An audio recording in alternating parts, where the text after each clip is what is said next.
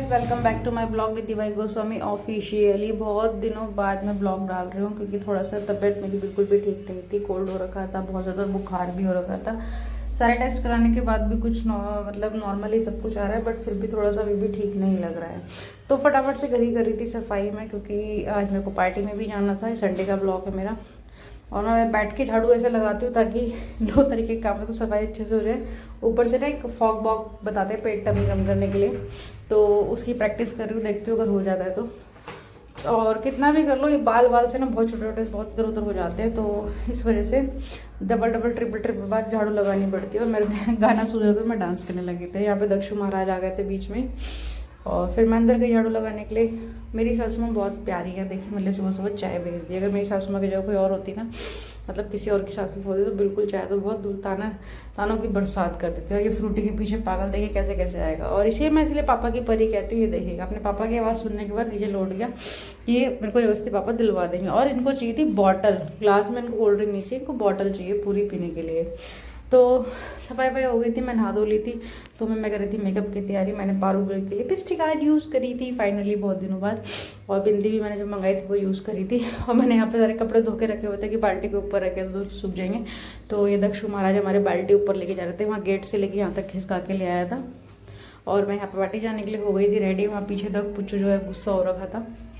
यार मैं रेडी हो चुकी थी। आपको कोई बहुत अच्छी बात हो, ये साड़ी और मेरे हाथों के बैंगल्स दोनों ही मेरी माता जी मतलब मेरी सासू मॉम के दिए हुए हैं। I am so luckiest the person in the world. मतलब मैंने पार्टी में जो सबको बताया ना, मतलब सब लोग एक्सप्रेस कर रहे थे कि मेरी बेटी की साड़ी है, मेरी बहू की साड़ी है। तो मैंने बताया मेरी सासू माँ की साड़ी उन्होंने मेरे को दी है, और चूड़ियाँ भी वही लेके आई। सब लोग ना शॉक्ड हो गए थे एक पल के लिए। तो फटाफट से मैंने कहा उधर सेलिब्रेट का बिल्कुल भी टाइम नहीं था क्योंकि हम लेट हो चुके थे।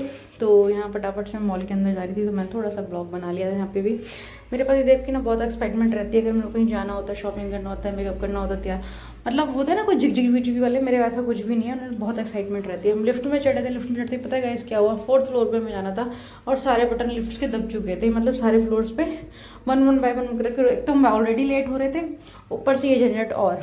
तो यहाँ फटाफट जितना आपको स्पीड इसमें दिख रहा है ना, उतना ही स्पीड मेरा चलने का था, क्योंकि बहुत ज़्यादा हम लेट हो चुके थे। मुझे बिल्कुल भी लेट होना नहीं था।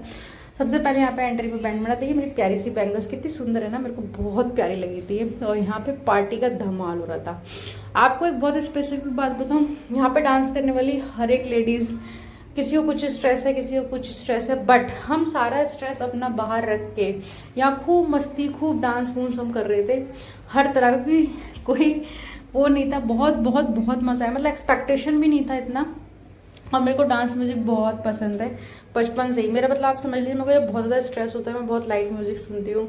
और मतलब जब मेरे को डिप्रेशन लगता है ना किसी चीज़ के बारे में, मैं सोच के डिप्रेस हो रही होती हूँ, तो मैं इस तरह की पार्टीज़ वगैरह, डांस वगैरह एंजॉय करती हूँ, ताकि मेरा माइंड जो है ना वहाँ से बैकआउट ले लें।